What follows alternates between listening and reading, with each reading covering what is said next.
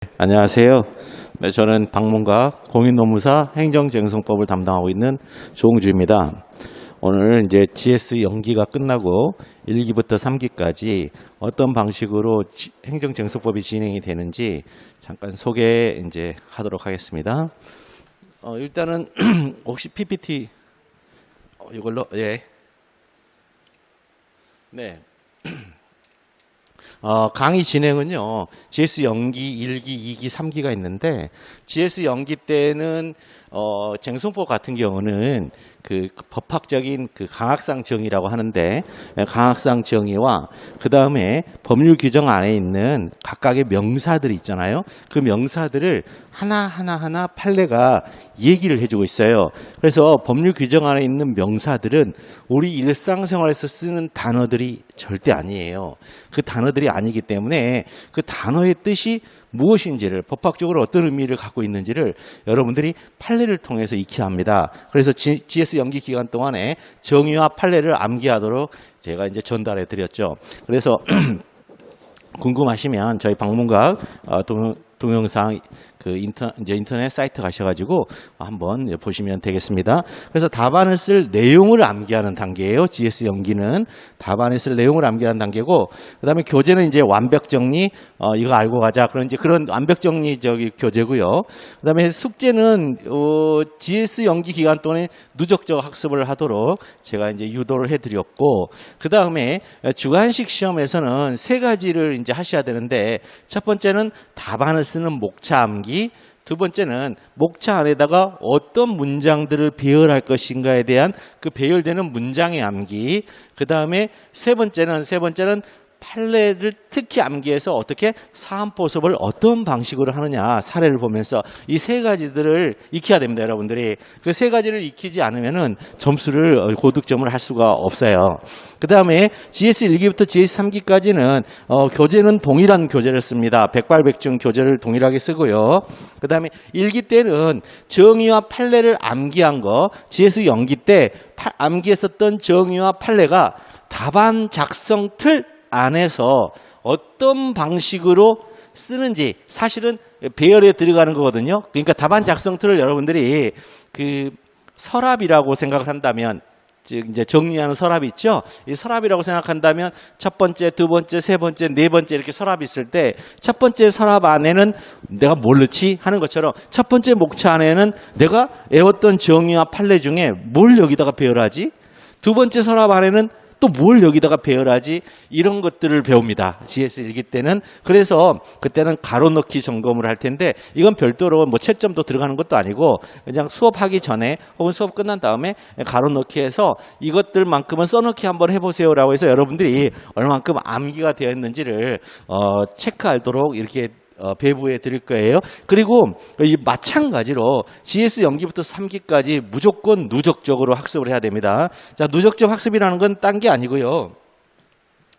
우리가 이제 시험 공부를 하다 보면 무슨 뭐 메테독 해야 된다 이런 말 나오잖아요. 근데 그게 누적적 학습을 하는 방식에 따라서 3회독이 될 수도 있고 4회독이 될 수도 있어요. 예컨대 이제 1월 4일부터 만약에 시험 공부를 한다면 4, 5, 6, 7, 8, 9, 10, 11, 12, 13, 14 뭐 이렇게 있다고 치자고요. 그러면 나는 4회독을 해야 되겠다. 그러면 첫날 이만큼 읽고, 그 다음에 일단 스타트는 여기죠. 스타트는 여기고, 둘째 날은 이만큼 읽고, 셋째 날은 요만큼 읽는 거죠. 자, 요게 3회독이에요. 요게 3회독. 3회독을 만들어내는 첫 번째 작업이에요. 그러니까 이걸 할 때는 뭐가 필요해요? 포스트잇이 필요합니다. 포스트잇을 가지고서 교재 부분에 앞부분에다가 날짜를 적어서 포스트잇으로 이렇게 딱 해놔야 돼요. 그러니까 1월 4일 첫 번째, 1월 4일 딱 오늘 읽는 지점 시작. 그래서 그거 딱 이제 강의가 끝나거나 우리가 이제 끝나잖아요. 그러면 그만큼까지 딱 읽고, 그 다음에 1월 5일. 1월 6일 이런 식으로 이제 포스트잇을 붙이는 건데, 붙이고 나서요. 두 번째 이제 읽을 때는 여기까지 읽었죠. 7일 날 읽을 때는 1월 4일 포스트잇 이 부분을 빼고 1월 5일부터 7일까지 그러니까 4, 5, 6인데 5, 6, 7, 7일분을 읽는 겁니다. 3회도. 그 다음에 8일 날은 다시 6일부터 6, 7, 8 이렇게 했고, 자, 이렇게 해서 이 3일이 이렇게 덩어리로 이렇게 넘어가게 하는 거. 이걸 3회독이라 그래요. 여러분들이 누적적 3회독이에요. 만약 4회독을 하고 싶으면 4, 5, 6, 7. 그 다음에 8일 날은 5, 6, 7, 8. 9일 날은 6, 7, 8, 9 이렇게 읽으시면 돼요. 이렇게 읽으시면 되고, 그 다음에 강의 노트 여러분들, 강의 시간에 반드시 강의 노트 만드셔야 돼요. 강의 노트를 안 만드시면은 그 암기가 금방 휘발돼 버려요. 강의 중에 들었던 게. 그래서 강의 노트를 들어서 이미지를 만드셔야 돼요, 여러분들이. 그러니까 저하고 이제 이렇게 수업 중에 서로 오가잖아요. 혹은 인터넷 인강을 들어서 강의 노트를 만드셔야 되는데, 이렇게 만들다 보면은 서로 간에 오가는 중에 제가 툭 어떤 말을 던지면 여러분들의 머릿속에서는 그 말을 받을 때 여러분들이 가지고 있는 모든 인생관이라든가 세계관, 가치관을 통해서, 그걸 패러다임이라 하는데, 그 창을 통해서 그 말을 수용을 하게 돼요. 그 수용할 때 머릿속에서 이미지화가 일어나고 있어요. 그러니까 10명이면 10명이 다 달라요. 같은 얘기를 했는데 받아들이는 이미지가 달라요. 그런데 노트에는 똑같은 글이 써져 있어요. 그러니까 제가 여기서 얘기한 말을 똑같이 받아서 10명이 쓰잖아요. 그럼 노트에는 똑같은 글이 쓰여져 있어요. 그런데 그 노트에 쓰여져 있는 글을 어떻게 애웠어? 10명한테 물어보면 그 애우는 계기들이 다 달라요. 소위 우리가 얘기하는 모티브가 다 달라요.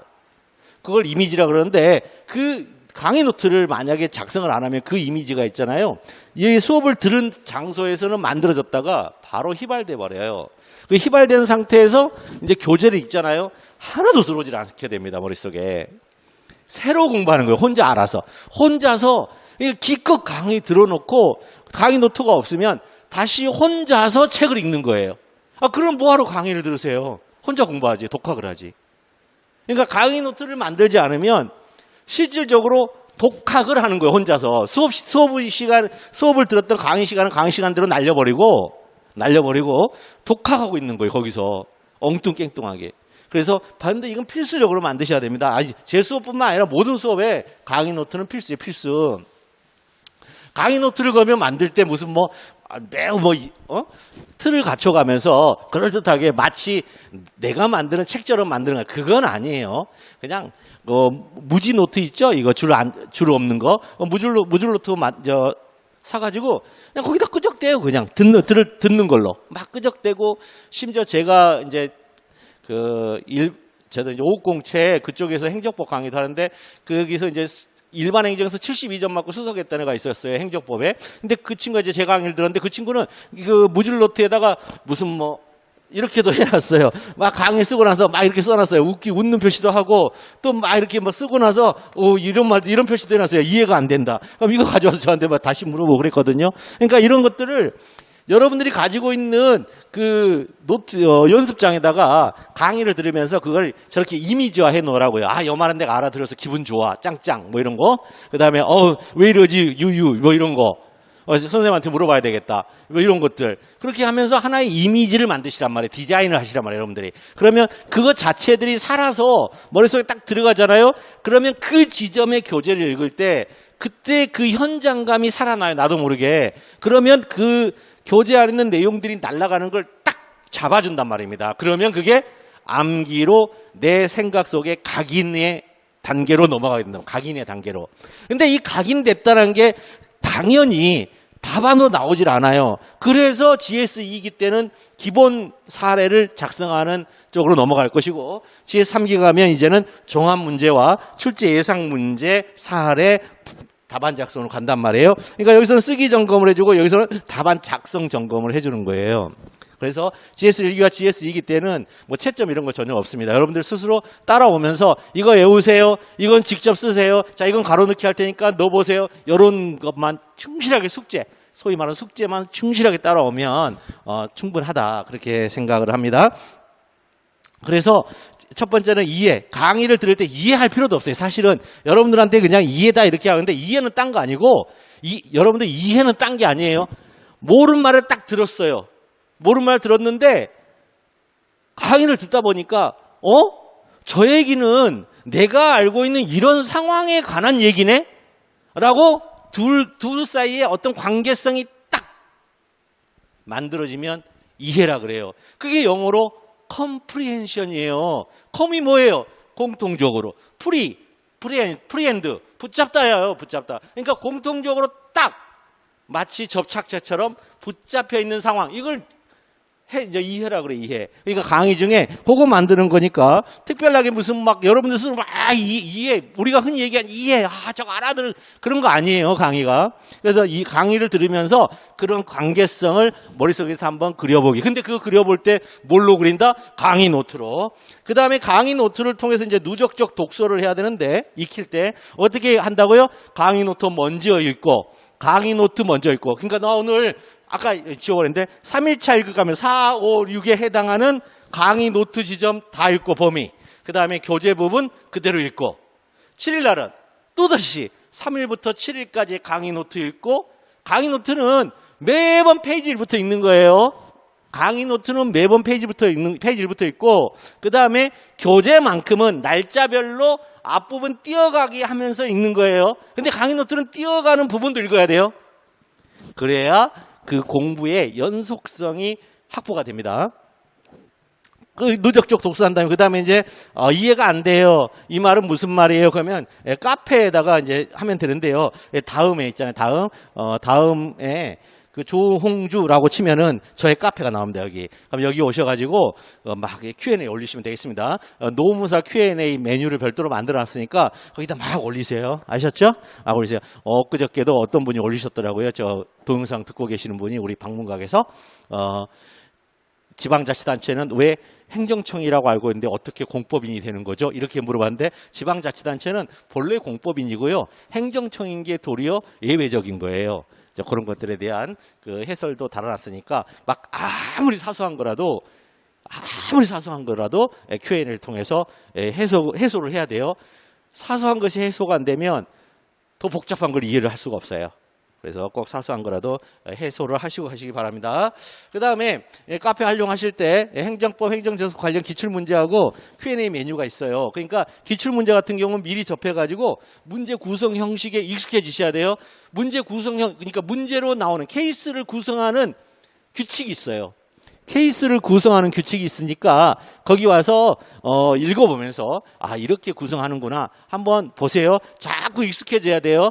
또 그리고 수업 중에도 이제 그런 부분에 대해서 일기부터 이제 그 문제 구성 형식을 어떻게 만들어내는지 그 규칙성에 대해서도 여러분들한테 계속 소개해 드릴 거예요. 그 다음에 Q&A 메뉴를 적극 활용하여 궁금한 부분은 그때 반드시 해결하고 넘어가야 됩니다. Q&A 부분을 통해서 해결을 못하면은 모르는 부분이 계속 쌓여가잖아요. 그러면 글이 안 나와요.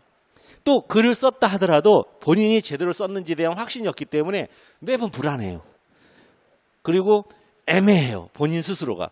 그런 것 없어야 돼. 근데 그런 것들이 무슨 아주 고급지고 수준 높은 것을 이해 못해서 그런 상황이 그거 아니에요. 최소한의 본인 스스로 생각했을 때 이런 것까지 내가 선생님한테 물어봐야 되나? 그런 부분이 해소가 안 돼서 그렇게 되는 거예요. 수준 높은 거 몰라서 그렇게 되는 게 아니에요.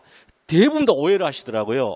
이건 굉장히 깊이 있고 넓은 논이라서 이걸 제대로 몰라서 내가 못 쓰는 거예요. 그거 아니라는 거예요. 아셨죠? 본인이 생각하기에 이런 것까지 내가 물어보면 쪽팔리는데 그 지점에서 그 답안 작성이 안 나오는 거예요. 꼭 물어보세요. 아까 그 지방자치단체 그거 똑같아요. 그거 모르면 당사자소송 못 쓴단 말이에요. 당사자 소송에 그 논의들을 하나도 못 써요. 지방자치단체가 공법인으로서 피고라는 걸 모르면.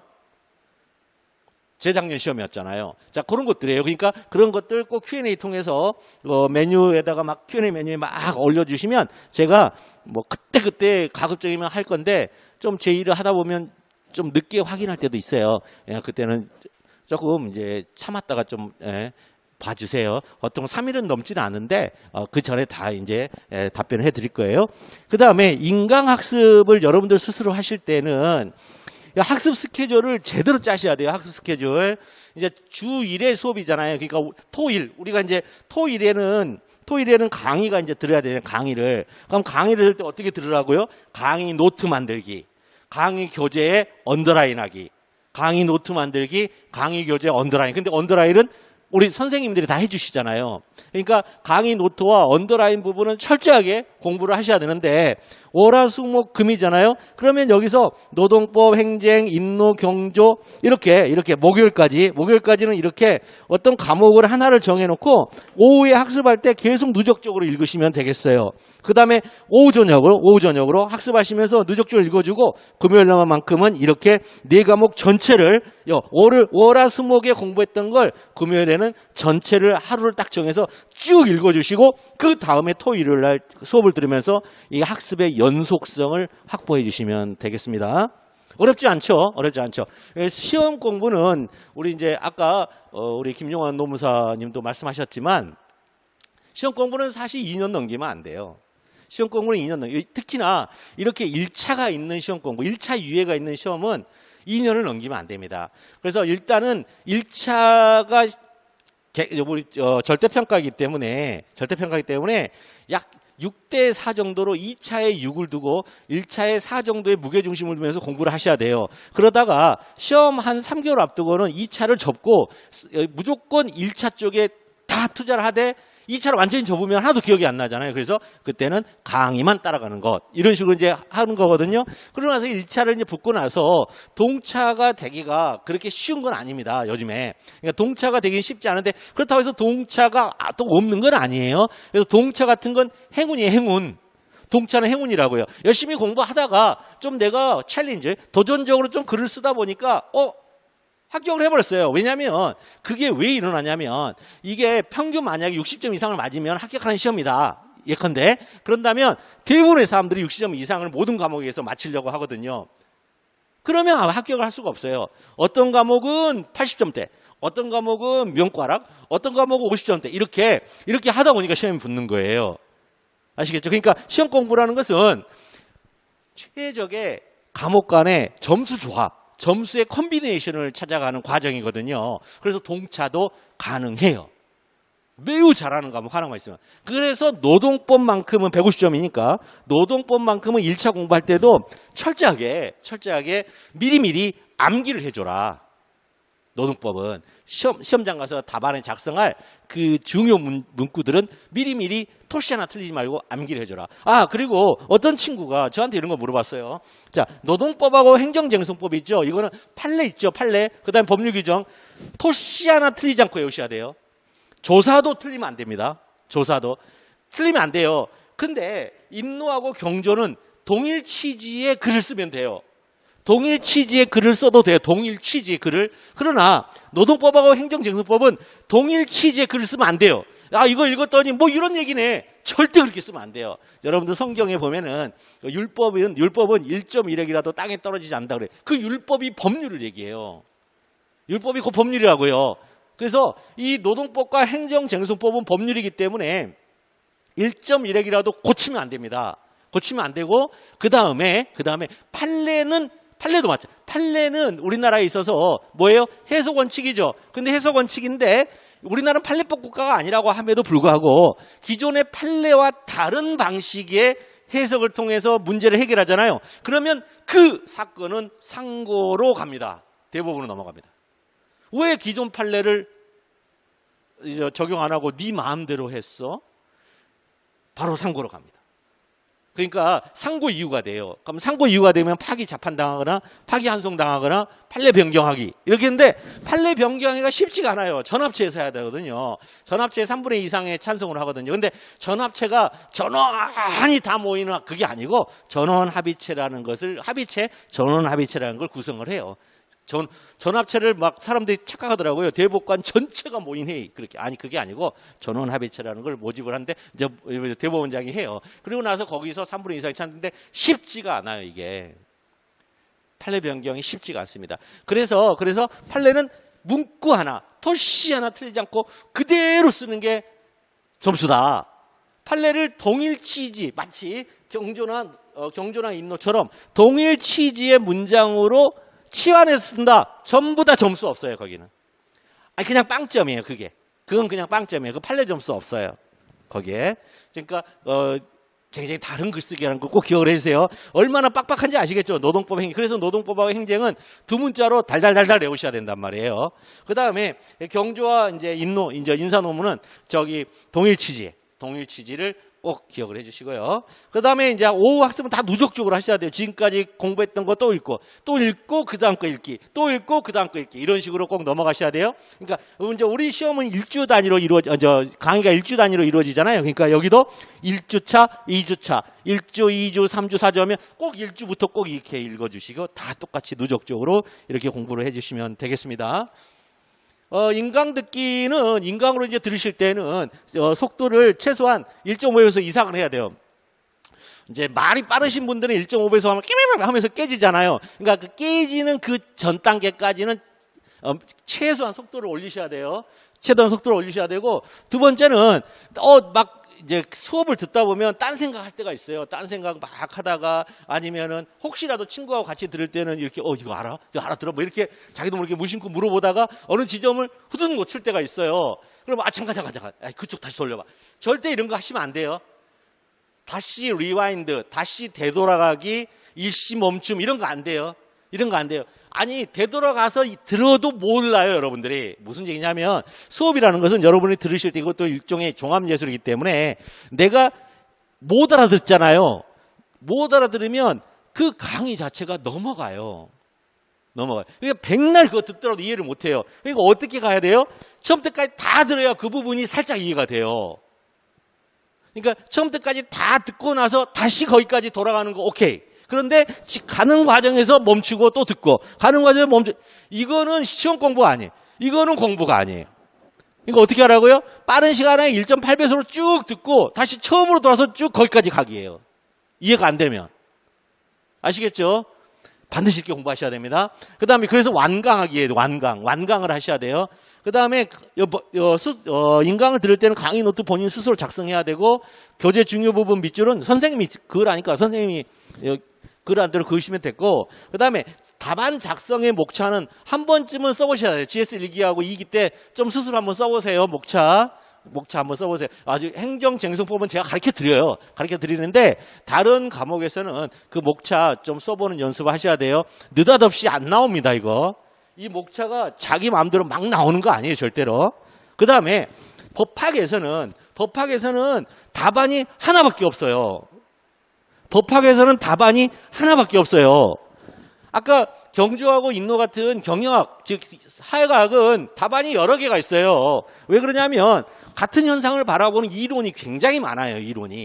시어리가 굉장히 많다고요. 그런데 법학은 오로지 하나밖에 없어요. 법률 규정, 판례. 그래서 일도양단이에요. 이거를 여러 시각으로, 학설도 없어요. 학설도 필요 없어요. 법률 규정과 판례입니다. 학설로 가잖아요. 판례하고 다른 학설을 취하면 절대 안 됩니다. 절대 안 돼요. 누누이 말씀드리지만. 뭐 그렇게 써도 된다고 하는 선생님들도 계시는데 아니에요. 그거 아니에요. 그렇게 하면은 소송 비용 왕창 날려요. 그거 아니에요. 판례가 하라는 대로 하는데, 그러면 판례와 다른 학설은 뭐다? 지금의 법률 규정이 이런 지점에 있어서 권리구제의 사각지대가 발생하고 있으니까 우리가 판례처럼 해석하기엔 좀 문제가 있지 않아? 그러니까 이렇게 해석을 해야 되는데 우리 실제 법률 규정은 이렇게 돼 있네. 그러면 법 좀 바꿔. 이렇게 가는 거예요. 아시겠죠? 입법론이란 말이에요. 입법론 그것들 다. 그다음에 이제 행정쟁송법의 이제 출제 범위는요, 취소 소송에서 80%가 출제됩니다. 그다음에 나머지 여기서 20%가 출제가 돼요. 그래서 행정소송법의 취소 소송이 80%, 무효 확인 소송, 성결 문제, 협의에서 이 정도가 좀 시험에 나오고, 부작위 확인 소송은 부작위 확인 소송의 대상인 부작위와 부작위의 기속력, 부작위 이부 확인 소송의 확인 판결에 인용 판결이 났을 때 그 기속력, 요 정도가 이제 시험에 이제 나와요. 당사자 소송은 가끔 낼 때도 있고 안 낼 때도 있고, 결국은 여기서 다 나오죠. 행정심판법에서는 당사자 심판이 없어요. 따라서 음행소송이 이제 음행심판, 음행소송과 음행심판,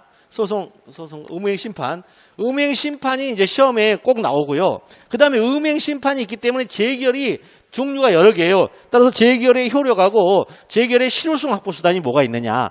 이제 간접 강제가 있고 직접 처분이 있다. 그 다음에 가구제 수단으로도 임시 처분이라는 게 있다. 가구제의 가짜라는 건 임시. 그러니까 임시니까 임시 처분이죠. 그 다음에 재결의 실효성 확보 수단은 직접 처분이 있고요. 이런 것들이 이제 시험에 이제 나오면 이거 구별을 못하니까 이거 구별하는 문제들도 이제 나오기도 합니다. 그 다음에 꼭 기억해 주시죠. 쟁송법 출제 범위 이래요. 작년에도 뭐 똑같이 이렇게 나왔었고요. 그 다음에 행정재송법의 이제 답안 작성 방법이 이제 중요한데요. 이거는 여러분 이제 변증법이란 말 들어보셨죠? 뭐 대화법이니 이런 말 들어보셨는데, 이런 이제 논리적인 그 글쓰기라든가 논리적인 말하기는요, 그 소크라테스부터 시작이 돼요. 소크라테스. 이제 그러다가 이 테스형부터 시작이 돼요. 테스형의 대화법에서 시작이 돼요. 대화법. 네 자신을 알라. 여기서부터 시작이 돼. 테스형. 근데 테스형의 그거는 너무 어려워. 무슨 얘기냐면 연역적 정의 찾아가기예요. 그게. 테스형의 네 자신을 알라는 대화법은 이 3단 논법이라 하는데 사실은 대화법인데 테스형의 대화법부터 시작해요. 네 자신을 알라. 그때 네 자신을 알려면 뭐부터 알아야 돼요? 너의 본질을 알아야 되잖아요. 근데 너의 본질은 테스형의 수제자인 플라톤에 의하면 동굴의 비유. 우리는 동굴 벽을 바라보고 있지 뒷면의 진리의 세계를 바라보고 있지는 않잖아요. 그러니까 뒷면의 진리의 세계에서 비치는 태양빛에 반사되는 나의 그림자를 보면서 보고 있잖아요. 그러니까 그림자를 통해서 뒤에 본질을 알았는데 본질을 아는 사람이 없단 말이죠. 불가능하다는 거죠. 자, 이런 얘기들을 이제 하면서 이제 아리스토텔레스, 이 테스형의 이제 손자뻘, 테스형의 손자인 아리스토텔레스가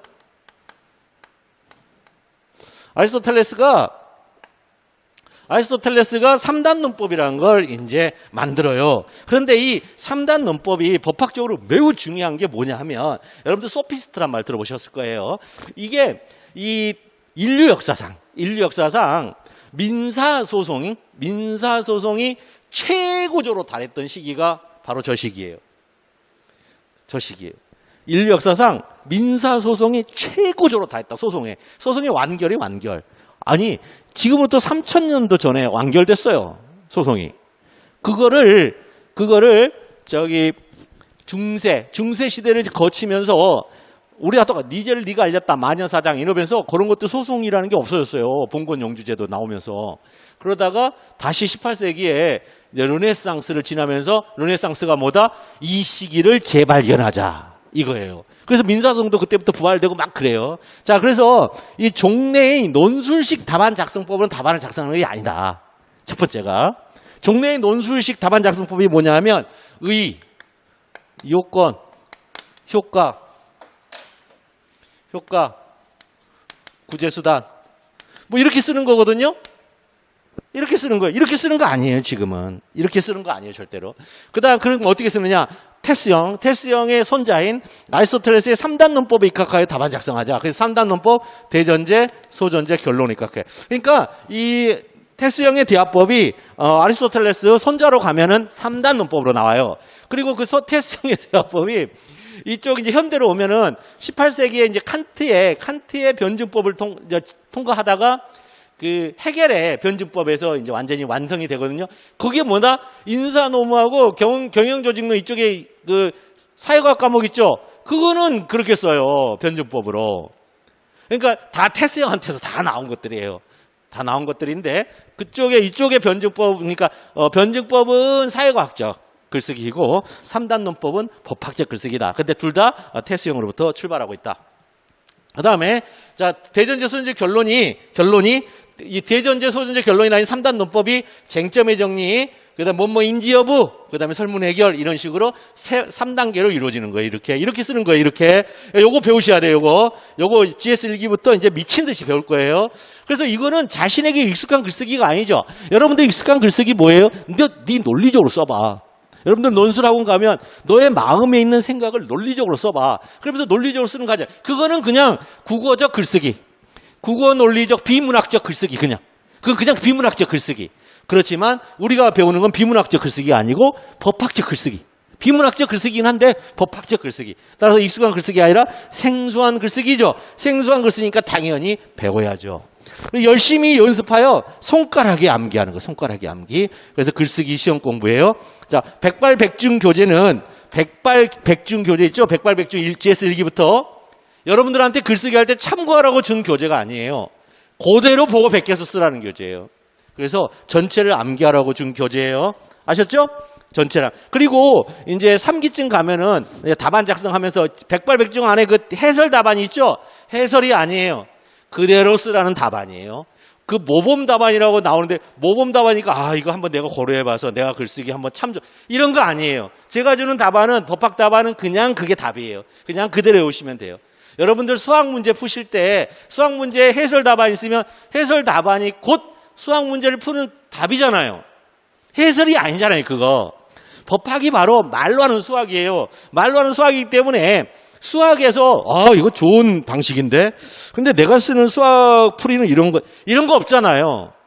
근데 그렇게 수학의 정석 저희 때는 근데 그런 거 없으면서 그냥 보고 외우잖아요. 수학의 정석 다 외우는 거예요. 근데 이게 외우는데 글이 안 나와. 외우는데 글이 안 나와. 그러면 그 외웠던 것에 뭐가 없는 거예요? 단계별로 어떻게 넘어가는지에 대한 이해가 없는 거잖아요. 그래서 이해하는 거예요. 법학에서도 마찬가지입니다. 그렇게 하는 거예요. 자, 그래서 저하고 같이 하는 동안에 의식적으로 최선을 다하여 밤을 새는 열심이 아니라 그냥 즐기며 하다 보니까 날이 밝았네? 하는 열심이 되기를 정말 바랍니다. 그러면 여러분들 틀림없이 내년에 1차 합격하면 동차로 합격할 것이고 올해 유예자들은 내년에 100% 합격할 거라고 확신합니다. 예, 장시간 이렇게 저희 이제 설명인데요. 설명을 들어주셔서 감사합니다.